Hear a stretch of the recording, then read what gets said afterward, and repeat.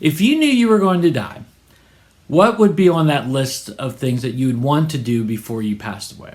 What would you want to do before you went off to heaven?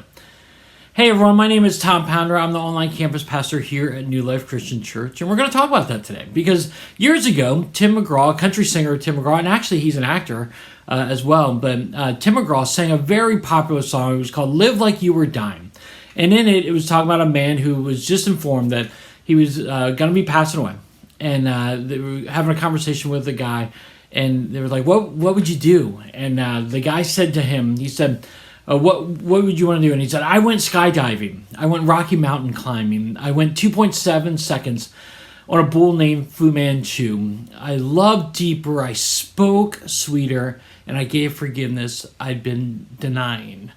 And he also goes on to talk about how he became the husband that he should have been. He went fishing, that he was denying time with others. It just is a touching song about how he wanted to live his final days. And there were some really great things that this guy wanted to do. And again, it made me think about what I would want to do. And then ultimately, it made me think about Jesus. And you're like, why would you think about Jesus on this? But, one of the things I thought about Jesus is that Jesus knew he was going to die from the very moment he came on this earth. Do you realize that? Have you ever thought about that? Like, Jesus didn't just know he was going to die when he began his ministry. His whole mission, his whole purpose in life was to come down to earth and to be a living sacrifice for all of us so that we could have that relationship with God. And so I want to encourage you, if you've never thought about what it means to give your life over to God and why the sacrifice Christ made for you is so important, I would encourage you, please email me, tomp@newlife.church. I would love to talk to you about what it means to follow Christ and accept him as your Lord and Savior in this ultimate sacrifice that he made for us so that we can have that relationship with the Lord again. But again, Jesus' whole purpose, his whole mission in life was to come down and to die for all of us. And it made me think again, okay, so he knew this, so how did he live his life? How did he live his life? Did he go off and just go and get all the riches and do all this great, powerful thing? Did he go flying? And what would he do? He's the King of Kings. He's the Son of God. He could do anything. And let's see what he did. Here's just a list of some of the things I just brainstormed just quickly, of just some of the things that Jesus did that's written in the Bible. He fed the hungry. Remember when he fed 5,000? And then remember when he fed 4,000? He healed the sick. One of my favorite stories in the Bible is when Jesus healed the man with leprosy. And I love that because did you know that if you had leprosy back in the day and you were walking down the town, they would yell, unclean, unclean, unclean. You were known to be unclean and nobody came around you. But Jesus did. Jesus did. He healed people like that. He healed the blind. He healed the lame. He shared boldly and honestly about God. He wasn't concerned what other people thought. He shared boldly and honestly about God.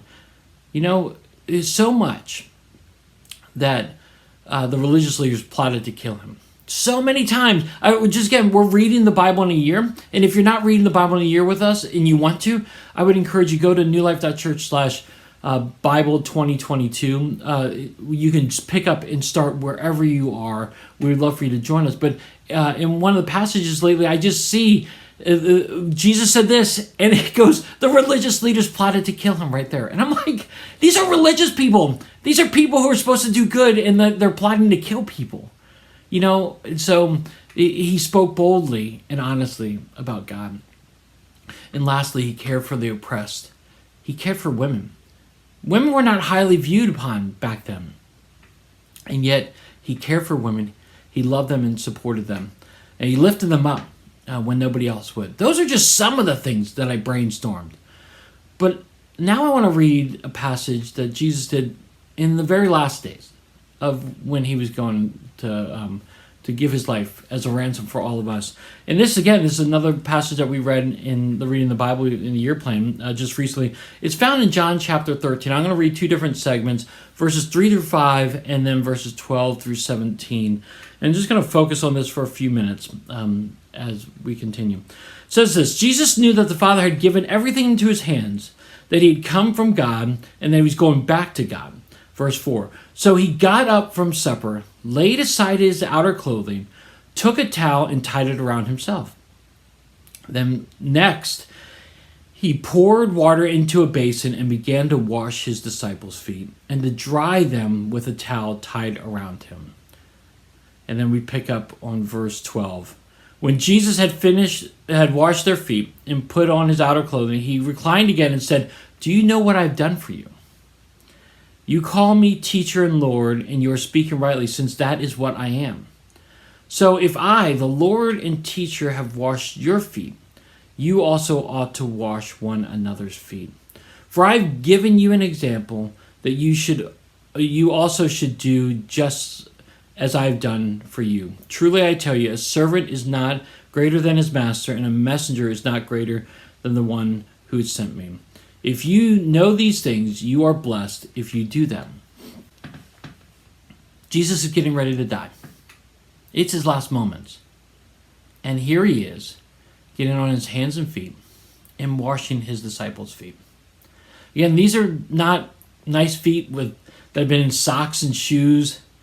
These are dirty feet in sandals. Sometimes maybe even they've been walking without sandals. They're grummy, dirty, cut-up feet. Jesus got in there and washed his disciples' feet.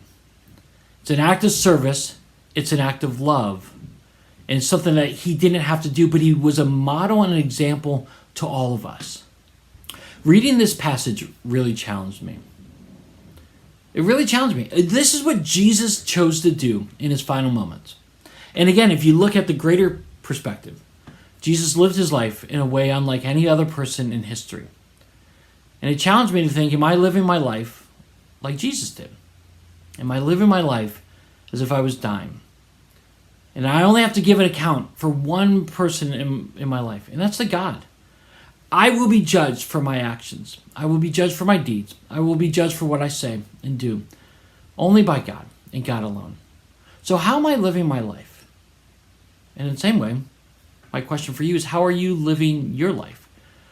Are you living your life as if you were dying? Are you living your life honoring and giving glory to God?